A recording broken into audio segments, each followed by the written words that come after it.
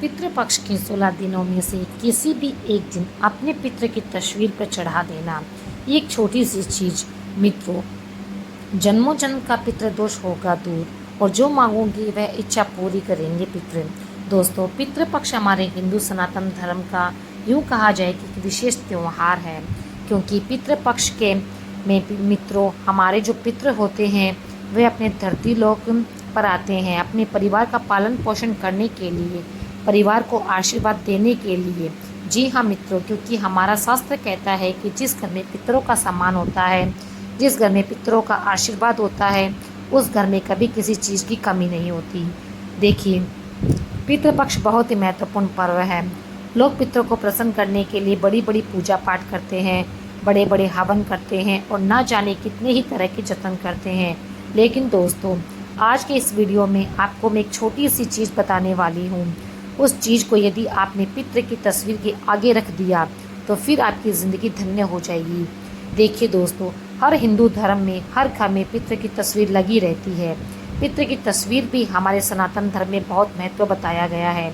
कहते हैं कि पितरों का तर्पण करने के लिए घर में पितरों की उपस्थिति के लिए पितरों की तस्वीर लगाई जाती है और उस तस्वीर को देखकर उन्हें याद भी करा जाता है। जी हाँ, तो देखिए, आज इस वीडियो में आपको एक चीज़ बताऊंगी। वह चीज़ कोई लाखों करोड़ों रुपए की नहीं है, वह चीज़ आपको आपके घर में ही मिल जाएगी। लेकिन दोस्तों, इस उपाय को जानने से पहले आपको कुछ विशेष नियमों का पालन करना पड़ेगा, क्योंकि बिना नियम बरते तो ये उपाय कभी सफल नहीं हो सकते। इसलिए इस श्राद्ध पक्ष में कुछ विशेष नियम और कुछ विशेष सावधानियां भी जानना आप लोगों के लिए बहुत ज़रूरी होगा। दोस्तों, मैं जानती हूँ कि आप सभी का वक्त बहुत कीमती है, तो मैं आज आपका ज़्यादा कीमती समय बर्बाद नहीं करूँगी। वीडियो की तरफ बढ़ने से पहले आप सभी इस छोटी सी वीडियो को लाइक कर दीजिए और कमेंट बॉक्स में लिखें मित्रों, ओम नमः शिवाय, ओम पितृदेवाय नमः।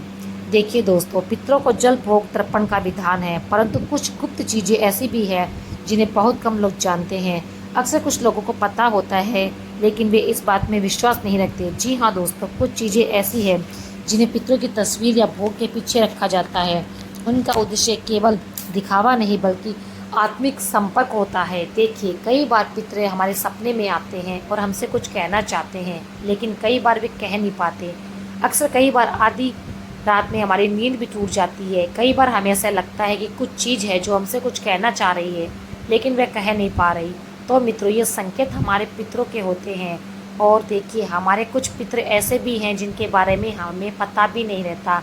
जैसे मान लीजिए आपके दादाजी के दादी जी कोई पितर होंगे या फिर ऐसे पूर्वज जिनके बारे में हमें पता ना हो, तो वो भी हमारे पितरों की गिनती में ही आते हैं। वे भी हमारे पितर समान ही महत्व रखते हैं। इसलिए प्रिय दोस्तों, कई बार तो ऐसा होता है कि कुछ घर में सारे पितरों की तस्वीर नहीं होती। तो आज मैं आपको एक चीज़ बताऊंगी, अगर उस चीज़ को आपने कर लिया तो आपके जन्मों जन्मांतर के पितरों को शांति मिलेंगी। और कहते हैं कि अगर पितरों को शांति मिल जाती है तो फिर घर में कभी भी गरीबी या कंगाली और लड़ाई झगड़े नहीं होते। जी हाँ दोस्तों, तो आज का जो विषय है वह आपको अंत तक देखना होगा, क्योंकि इसमें भलाई और किसी और की नहीं, भलाई सिर्फ और सिर्फ आपकी है। गाय को रोटी देना, कुत्ते को रोटी खिलाना, पीपल में जल अर्पण करना, ये सब उपाय तो आपको कई लोगों ने बता दिए हैं और इन सब उपायों के बारे में आप आसानी से जानते भी हैं। लेकिन मित्रों, जो चमत्कारी और सिद्ध चीज़ें हैं वो मैं आपको बताने वाली हूँ। वह चीज़ आप आज ही जाकर ले आइए। जी हाँ मित्रों, दोस्तों देखिए, प्राचीन काल से ऋषि मुनियों के समय से काले तिल को बहुत ही शुभ माना गया है। काला तिल शनिदेव से संबंध रखता है, लेकिन काला तिल सबसे ज़्यादा पितृ तर्पण से संबंध रखता है। काले तिल को प्राचीन काल से ही पितृ तर्पण का सबसे बड़ा साधन माना गया है और गुप्त रूप से जब किसी तस्वीर या पितरों के प्रतीक के पीछे थोड़े से काले तिल रखे जाते हैं तो इसका संकेत है कि तिल आत्मा की शांति का माध्यम है। जी हाँ दोस्तों, अक्सर आप भी जब शिवलिंग पर जाते होंगे तब भगवान शिव को काले तिल अर्पित करते होंगे। तो आपको पता है कि काला तिल अर्पित करने से हमारे पितरों को शांति मिलती है। काले तिल का प्रयोग कई सारी पूजाओं में होता है। शनिदेव को भी काले तिल चढ़ाए जाते हैं। तो मैं आपको बताती हूँ कि काला तिल क्या करता है, कि ये आत्मा को शांति प्रदान करवाता है। तिल से निकलने वाली सूक्ष्म ऊर्जाएं पितरों को सीधा आकर्षित करती है। और हमारे शास्त्रों में तो ये भी कहा गया है कि तेलानाथ परमदान नाश तय पितृ पूजनम, अर्थात अगर कोई संतान पितृ की पूजा नहीं करता, किसी इंसान को अपने घर या परिवार में किसी पितरों की तिथि याद नहीं हो कि वह किस दिन स्वर्गवासी हुए थे, किस दिन उन्होंने इस दुनिया को छोड़ा था, तो कई बार देखिए मित्रों, मैंने आपको बताया है कि हमारे जो पितर होते हैं वह कई पुराने पुराने होते हैं। अगर कोई इंसान हमारे घर में मृत्यु लोक को चला गया, उसकी मृत्यु हो गई हो, तो देखिए वह आगे चलकर हमारा पितर ही कहलाएगा। तो देखिए ये तिल पितरों और वंशजों के बीच अदृश्य सेतु बनाता है, इसलिए इसे तस्वीर के पीछे छुपा कर रखा जाता है ताकि बाहरी लोग इसे देख ना सके। ये निजी संवाद का माध्यम है। जी हाँ, अब दोस्तों देखिए, कई लोग पितरों की शांति के लिए गया भी जाते हैं, हरिद्वार जाते हैं, उज्जैन जाते हैं, बनारस जाते हैं। कई सारे लोग आज के समय में पितृदोष के कारण परेशान भी है। किसी के विवाह में दिक्कतें आ रही है, किसी को संतान सुख नहीं मिल रहा, किसी के ऊपर बहुत ज़्यादा कर्ज चढ़ गया है, तो कोई नौकरी के लिए दर दर की ठोकर खा रहा है, किसी का वंश नहीं बढ़ रहा और वंश पूरी तरह से बिगड़ गया है। हर वक्त छोटी छोटी चीज़ों के लिए घर में लड़ाई झगड़े हो रहे हैं, कोई एक दूसरे से प्यार से बात भी नहीं करता, मान सम्मान भी नहीं करता। तो जी हाँ दोस्तों, देखिए हमारे इस शास्त्र में सिर्फ एक ही नहीं बल्कि ऐसी कई सारी चीज़ें बताई गई है जो पितृ देवता से संबंध रखती है और पितरों की तस्वीर के पीछे छुपाई जाती है, तस्वीर में आगे रखी जाती है और भोग में भी अर्पित की जाती है। अब देखो मित्रों कि पितृपक्ष के 16 दिनों में जो हमारे पितृ होते हैं, जिस तिथि से उनका देहांत होता है वही तिथि पितृपक्ष की तिथि में आती है, तो उस दिन हमें उन्हें याद करते हैं, हम उन्हें याद करते हैं, उनके नाम का खाना निकालते हैं, उन्हें भोग लगाते हैं और उनका तर्पण भी करते हैं उनका आशीर्वाद पाने के लिए। जी हाँ मित्रों, कहते हैं कि पितृ की तस्वीर के पीछे एक छोटा सा जल का पत्र भी रखना चाहिए। इसका पीछे का कारण क्या है यह मैं आपको बताती हूँ। जी हाँ दोस्तों, आप देखिए कि बहुत लोग सामने दीपक और भोग रखते हैं, परंतु गुप्त रूप से पीछे एक तांबा या मिट्टी का छोटा जल पात्र रखने की परंपरा है। जल पितरों के लिए आध्यात्मिक पथ का ईंधन है, क्योंकि जल के बिना इस जीवन में कुछ भी संभव नहीं। जल के बिना ना भोजन बनता है, ना जल के बिना भोजन होता है, और जल के बिना ना जीवन होता है। मित्रों, जल को आत्माओं का आहार कहा गया है, क्योंकि अगर हम कोई भी पूजा कर रहे हैं, अगर हम किसी भी देवी देवताओं को भोग लगा रहे हैं, पितर को भोग लगा रहे हैं, किसी भी चीज़ का भोग लगा रहे हैं, तो देखिए जल का होना बहुत ज़रूरी है, क्योंकि बिना जल के कोई भी भोग पूर्ण नहीं होता है। देखिए जल की तरंगें पितरों को सहजता से यहाँ आने का मार्ग देती है, क्योंकि कहते हैं कि पितृ भी धरती लोक पर तभी आते हैं जब उनके वंशज उन्हें याद करते हैं, उन्हें बुलाते हैं, तभी यमलोक से पितृदेव को धरती लोक पर भेजा जाता है।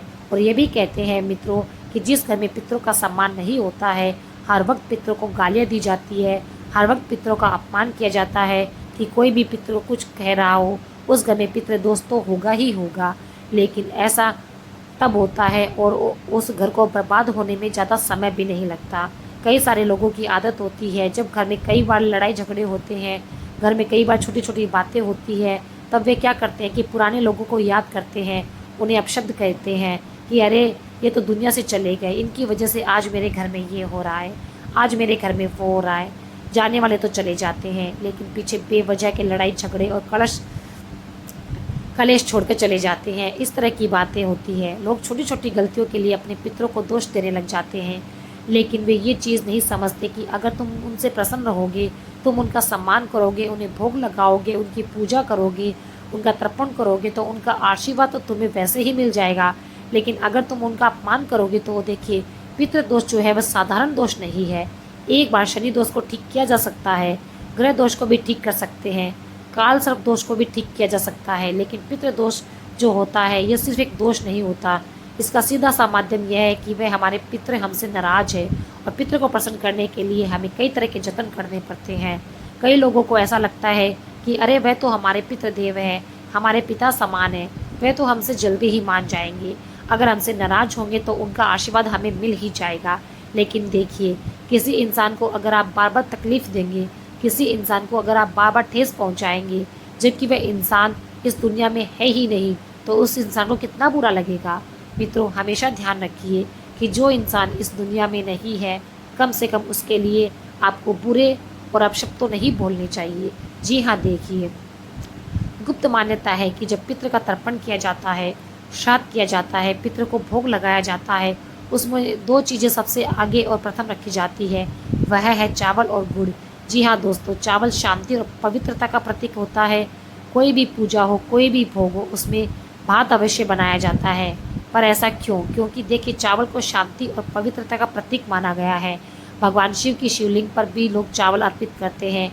कोई भी पूजा हो, छोटी से छोटी हो या बड़ी से बड़ी, उसमें अक्षत का प्रयोग किया ही जाता है, क्योंकि अक्षत के बिना कोई भी पूजा हो अधूरी ही मानी जाती है। और गुड़ मिठास और प्रेम का प्रतीक है। देखिए दोस्तों, जब इन्हें तस्वीर के पीछे रखा जाता है तो यह संकेत होता है कि हम अपने पितरों से केवल आशीर्वाद ही नहीं, बल्कि उनसे मधुर रिश्ते की निरंतरता भी चाहते हैं। क्योंकि अगर पितरों से तुम्हारे संबंध मजबूत होंगे, पितरों से तुम्हारे संबंध बहुत अच्छे होंगे, तो देखिए, पितर तुम्हें कभी किसी चीज़ के लिए नहीं सताएंगे। हर छोटी से छोटी, हर बड़ी से बड़ी चीज़ तुम्हारे कदमों में लाकर रख देंगे।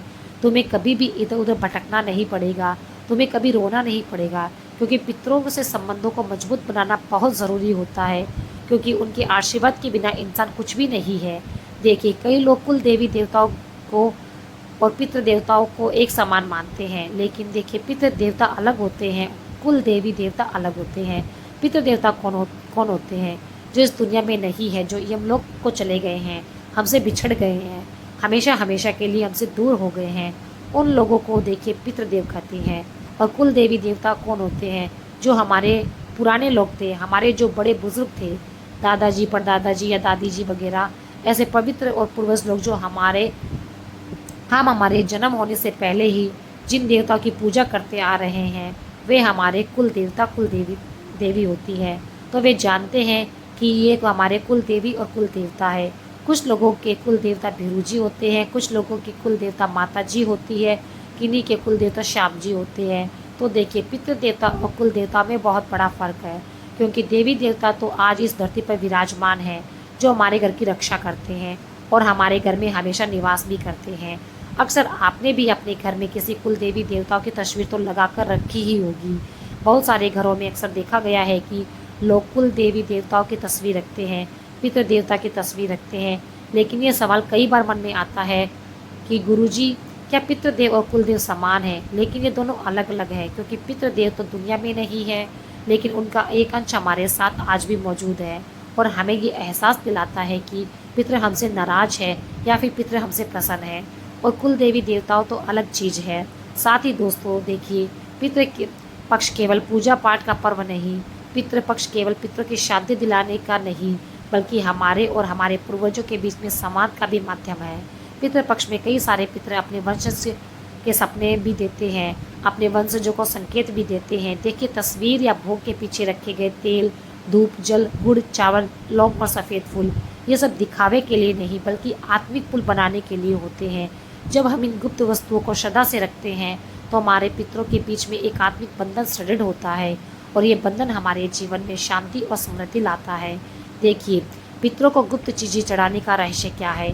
प्रश्न उठता है कि ये चीज़ें खुले में क्यों नहीं रखते? कारण यह है कि पितृ पूजा प्रदर्शन के लिए नहीं होती है। जब कोई वस्तु तस्वीर के पीछे रखी जाती है तो उसमें ना दिखे वह होता है, ना अहंकार होता है, उसमें सिर्फ आत्मिक सुकून और आध्यात्मिक प्रेम होता है। देखिए दोस्तों, ये पूरी तरह आत्मिक और गुप्त भक्ति है। इसे लोगों को नहीं दिखाना चाहिए। कई सारे लोग क्या करते हैं कि पितरों के नाम पर बड़े बड़े पूजा पाठ का आयोजन करवाते हैं, कथा का आयोजन करवाते हैं। पितृ कभी दिखावे से प्रसन्न नहीं होते। पितृ प्रसन्न होंगे तुम्हारे मन के द्वारा किए गए पापों की माफ़ी मांगने से। देखिए, पितरों को कभी भी हमें नीचा दिखाने का प्रयास नहीं करना चाहिए। पितरों को हमेशा सबसे ऊपर रखना चाहिए। और आप सभी को बता देते हैं कि पितरों का आत्मिक संबंध कैसे है। जब कोई वंशज श्रद्धा से किसी वस्तु को पितरों को अर्पित करता है, तो उस वस्तु से निकलने वाली तरंगें सूक्ष्म लोक को जाती है और पितृपक्ष के समय आत्माओं का मार्ग खुला रहता है। आत्माएं धरती पर आती है और धरती से वापस जाती है। इसलिए वे इन तरंगों को तुरंत ग्रहण कर लेते हैं। और तस्वीर के पीछे छुपकर वस्तु रखने का अर्थ यही है कि यह अर्पण दिखावे के लिए नहीं, बल्कि गहराई से आत्मिक संवाद के लिए है। देखिए, पितृभोग के पीछे सफ़ेद फूल भी रखना बहुत ज़्यादा महत्व रखता है। अक्सर लोग पितरों को माला पहनाते हैं, पितरों को कंठी पहनाते हैं, पर एक गुप्त रीति है कि भोग की थाली के पीछे या तस्वीर के पीछे सफ़ेद फूल छुपाकर हमेशा रखना चाहिए। सफ़ेद फूल शांति और मोक्ष का प्रतीक है। यह संकेत है कि हम पितरों की आत्मा को परम धाम की और अग्रसर देखना चाहते हैं। हम नहीं चाहते कि हमारे पितरों की आत्मा इधर उधर भटकती रहे। हम नहीं चाहते कि पितरों की आत्मा को कष्ट हो, पितरों की आत्मा को तकलीफ हो। हर इंसान क्या चाहता है कि पितरों को जल्द से जल्द मोक्ष प्राप्त हो जाए। आत्मा को परम धाम की ओर अग्रसर दिलवाए, ताकि हमारा जो भी कर्ज रहे पितरों पर वह पूरा हो जाए। देखिए, कई बार इंसान के ऊपर पितरों का कर्ज भी होता है, और जब वंशज उन कर्ज का जल्दी जल्दी से पुण्य नहीं कर पाता तो फिर वह कर्ज बढ़ता जाता है। जी हाँ दोस्तों, पितृ और अग्नि का रहस्य भी बहुत महत्वपूर्ण बताया गया है। कुछ परंपरा में पितृ के दीपक के पीछे 1 या 2 लौंग रखी जाती है, और लौंग में सूक्ष्म गंध शक्ति होती है। ये शक्ति दृश्य आत्माओं को आकर्षित करती है, क्योंकि आत्माएं कभी दिखाई नहीं देती है, वह अदृश्य होती है। और पितृपक्ष में पितरों की आत्मा ही हमारे घर के आसपास रहती है, और वह घर में घूमती है, किसी भी रूम में घूमती है। देखिए दोस्तों, जब दीपक के पीछे लौंग रखी जाती है तो लौंग की कंपन आत्मिक लोक तक पहुंचती है। और साथ ही बता दें कि पितृ के पीछे हमें हरी धूप यानी कि हरियाली घास रखने की भी मान्यता बताई गई है। आपने देखा होगा कि श्रद्धा या तर्पण में दूब घास का प्रयोग होता है। ये घास गणेश पूजन में भी अनिवार्य होती है, परंतु ये गुप्त परंपरा है कि पितरों की भोग की थाली के पीछे 1-2 धूप की डंडियाँ रख दी जाती है, क्योंकि धूप का अर्थ है अमृता और निरंतरता। धूप हमेशा बढ़ती रहती है। जिस घर में धूप से पितरों को याद किया जाता है, वहाँ वंश की जड़ कभी नहीं सूखती, बहुत गहरी होती है। दोस्तों, अक्सर वंशों के बीच में लड़ाई झगड़े कलेश होते हैं, तो ध्यान रखिएगा कि जिस घर में दूब से पितरों को याद किया जाता है, वहाँ वंश की जड़ें कभी नहीं सूखती, क्योंकि दूब का रंग हरा होता है। पितरों को यह संकेत देता है और यह संदेश देता है कि उनकी वंशज पीढ़ी अभी भी जीवित है और प्रगतिशील है। तो दोस्तों, आज इस वीडियो में हम आपके लिए जो उपाय लेकर आए थे वह कोई साधारण नहीं था। इन उपायों को आपको सच्चे मन से और सच्ची श्रद्धा से करना है। और यदि आपके मन में पितृपक्ष को लेकर कोई भी सवाल, आपके जीवन में कोई भी समस्या हो, तो आप हमें कमेंट बॉक्स में अवश्य लिखकर बताएं। हम आपकी सभी समस्याओं का समाधान करने की कोशिश करेंगे।